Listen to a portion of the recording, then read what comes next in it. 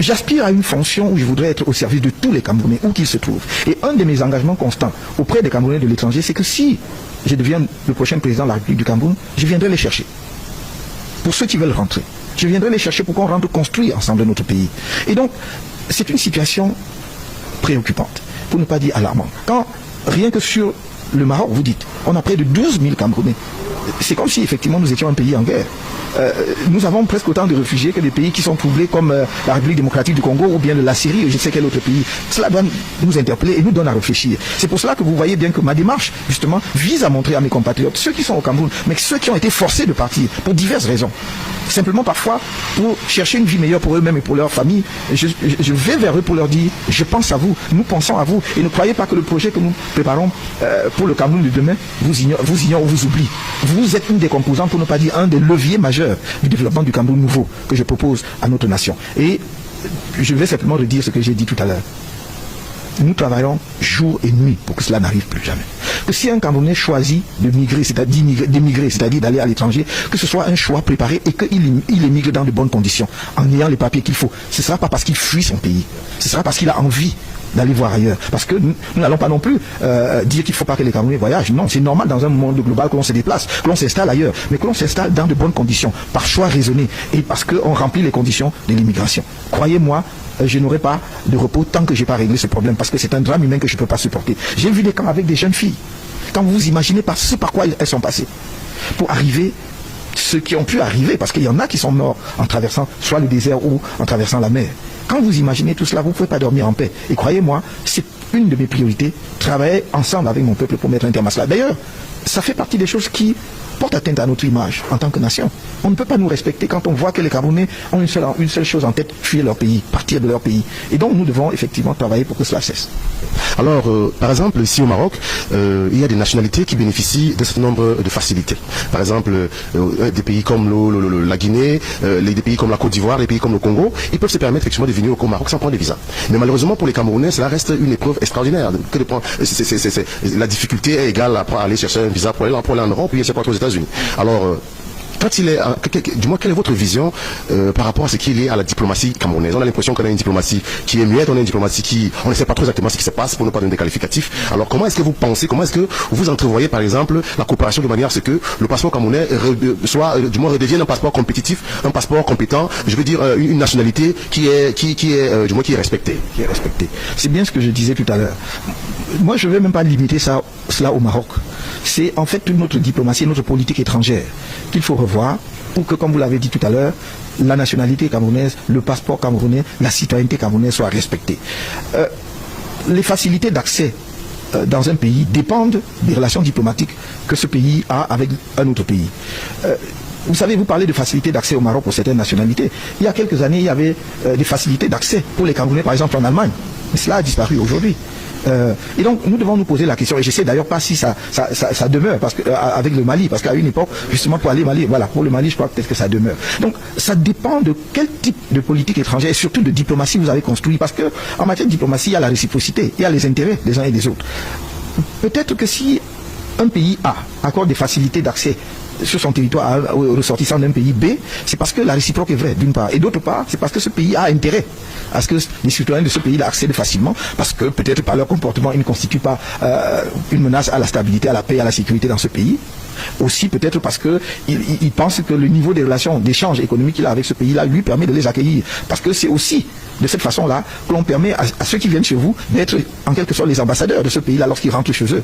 Donc tout cela entre dans la manière dont on construit les relations avec les pays. Et nous examinerons au cas par cas. Vous savez, est-ce que nous avons intérêt à faciliter l'accès au Cameroun pour les ressortissants du pays X, pour que ce pays-là aussi facilite l'accès de nos ressortissants sur son territoire. Mais par-dessus tout cela, il y a quelque chose dont vous avez parlé qui est fondamental.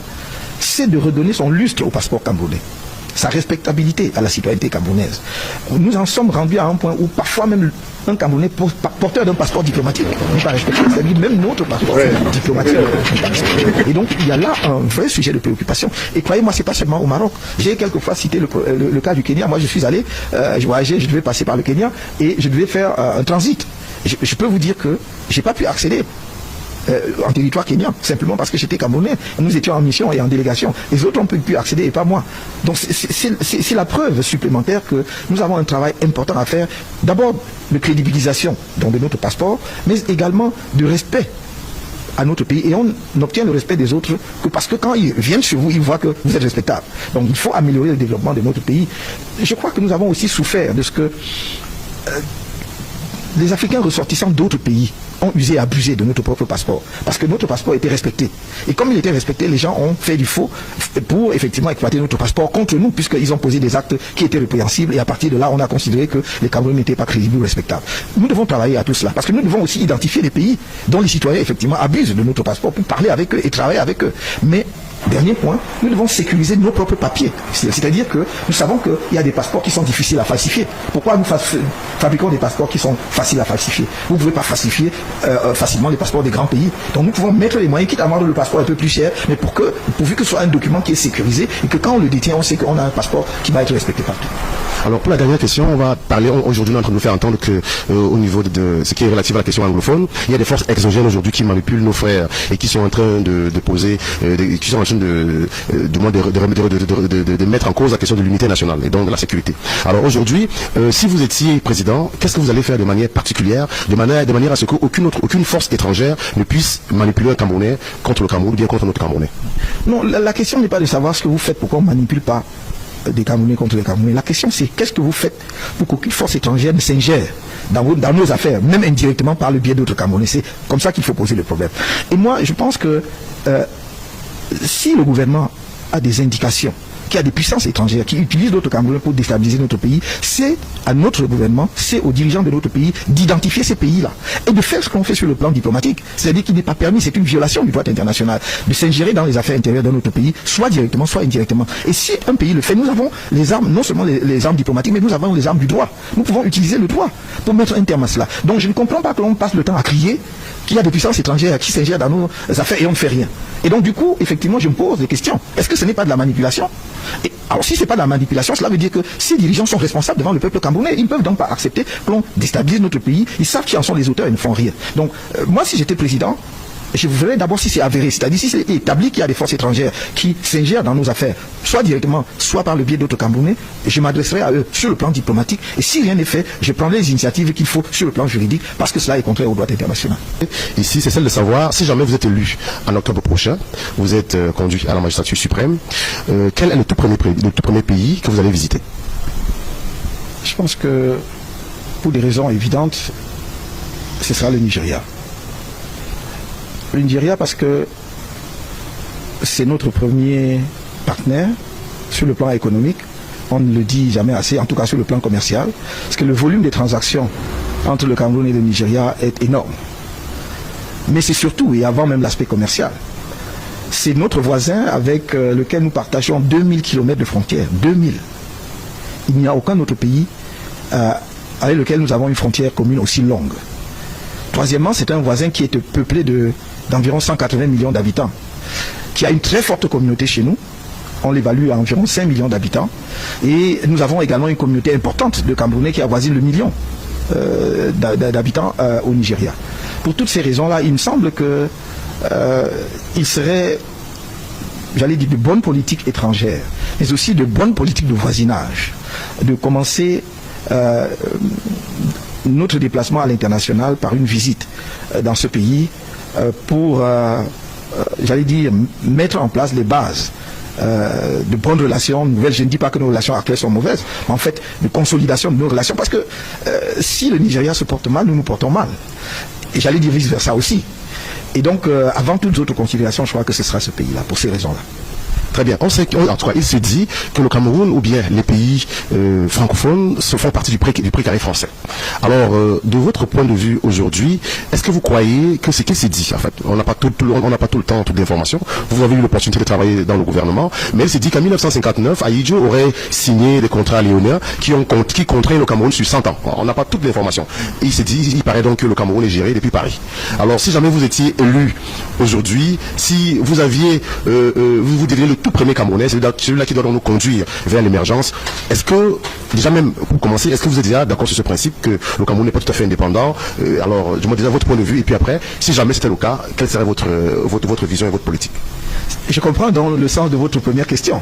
Donc vous attendiez à ce que... vous voyez, donc sans le savoir, mais je vous ai parlé franchement. Donc, oui, j'ai entendu des propos allant dans le sens de ce que vous venez de dire. Permettez-moi d'abord de dire que tant que je n'ai pas des documents en main attestant ces accords léonins, je ne peux pas spéculer là-dessus. S'ils existent, il est évident que nous examinons cela à la lumière des intérêts du peuple camerounais. Moi, je suis candidat à l'élection présidentielle au Cameroun et pour diriger un pays comme le Cameroun et non pas un autre pays. Je suis au service du peuple camerounais et mon engagement constant, c'est celui de servir mon pays. Donc je ne vois pas, il n'y a pas d'hésitation pour dire que si nous avons des conventions secrètes, des accords secrets qui ont été signés et dont nous n'avons pas connaissance, mais qui rendraient justement notre pays un pays dépendant vis-à-vis d'un autre, il faudra effectivement reconsidérer tout cela. Mais pour l'instant, je n'ai pas plus d'informations que vous à ce sujet. Ça, c'est la première chose. La deuxième chose, c'est qu'il y a un certain nombre de pays, et pas seulement la France, avec lesquels nous avons des relations historiques. Nous n'avons pas demandé, ne serait-ce que parce que nous avons été protectorat allemand, territoire sous mandat, puis sous tutelle de la France et de la Grande-Bretagne, parce qu'on oublie assez souvent, on ne parle que de la France. Et donc, avec ces pays-là, nous avons, j'allais dire, des relations historiques importantes, anciennes. Un certain nombre de pays, et même pas seulement ces deux, je pense à des pays comme les États-Unis et aujourd'hui de plus en plus un pays comme la Chine, ont des intérêts qui sont importants au Cameroun. Nous ne pouvons pas les ignorer. Vous avez si bien dit tout à l'heure, nous vivons dans un monde global et on ne conduit pas un pays comme si on était une île isolée. Donc nous allons devoir affronter ces relations-là et voir dans quelle mesure ces relations vont dans le sens des intérêts de notre peuple et de notre pays. Très bien. La troisième question qu'on va vous poser, c'est celle qui est relative à la coopération qui lie le Cameroun et l'Union africaine. Au départ, effectivement, le Cameroun a été pays fondateur de l'UA, mais malheureusement aujourd'hui, notre chef d'État, d'ailleurs même le président français l'a dit, que je prends la parole aujourd'hui, j'ai appelé le président camerounais parce que je savais qu'il ne viendra pas à Nouakchott. Alors donc, la question que je veux poser aujourd'hui, c'est si jamais vous êtes président aujourd'hui, est-ce que vous allez reconsidérer, du moins, quelle sera la politique que vous allez entretenir? Parce qu'il est clair aujourd'hui qu'il serait difficile à un pays africain de se développer sans que nous travaillions ensemble. Non mais c'est évident, et c'est également important de relever cela, c'est évident qu'un nouveau dirigeant camerounais qui veut moderniser le pays, faire rayonner le Cameroun, ne peut que se fixer comme priorité de reprendre la place et le rôle important que nous avons joué naguère au sein de l'Organisation de l'Unité africaine. Comme vous l'avez dit, nous sommes un des membres fondateurs de cette organisation. Notre pays a une influence considérable pendant de longues années, pendant plusieurs décennies, au sein de cette organisation. Et il ne vous a pas échappé que nous sommes le seul pays à avoir eu 2 secrétaires généraux successifs de l'OUA. C'était en raison du rayonnement et du respect qu'inspirait à la fois notre chef d'État et notre pays, en raison justement de l'importance de son développement économique. Nous avons perdu ces positions, nous devons les récupérer, en tout cas nous les retrouver très rapidement, pour que notre pays puisse avoir déjà au niveau du continent africain le rayonnement qu'il avait hier. Et notre bilinguisme nous aide à cet égard. Vous savez que si nous avons eu 2 secrétaires généraux successifs, c'est grâce au bilinguisme. Le premier était un anglophone et le deuxième un francophone. Et parce que très souvent il y avait des querelles entre les anglophones et les francophones au sein de l'Afrique. Généralement c'est l'Afrique et le Cameroun qui arbitraient parce que on savait que le Cameroun pratique les deux et qu'il pouvait effectivement, les 2 langues je veux dire, et qu'il pouvait effectivement être le trait d'union. Donc pour moi c'est une des priorités absolues, c'est d'être auprès de mes pairs africains si je suis élu président de la République naturellement, parce que c'est également à ces sommets-là que les chefs d'État se concertent pour prendre des positions sur un certain nombre de problèmes de l'Afrique d'abord et du monde ensuite. Nous ne pouvons pas nous permettre d'être absents de ce forum. Très bien. Voilà. Nous, par exemple, nous sommes au Maroc. Et au Maroc, il y a un certain nombre de chiffres. Il y a par exemple des organismes comme Caritas, des organismes humanitaires, qui sont en train de chiffrer à près de 12 000 migrants, des Camerounais, d'origine camerounaise, qui sont allés demander, en situation de précarité avancée, qui sont allés demander de l'aide, du soutien. Ce qui veut dire qu'on a l'impression qu'au Cameroun, il y a une guerre. Il y a une guerre qui ne dit pas son nom. C'est pas celle d'aujourd'hui. On parle d'une dizaine d'années. Alors, ce qui veut dire qu'il y a un problème au Cameroun. Et ce problème-là, comment est-ce que vous entendez l'endiguer? Parce que les jeunes Camerounais sortent de ce pays, on aurait dit qu'ils avaient le feu aux trousses.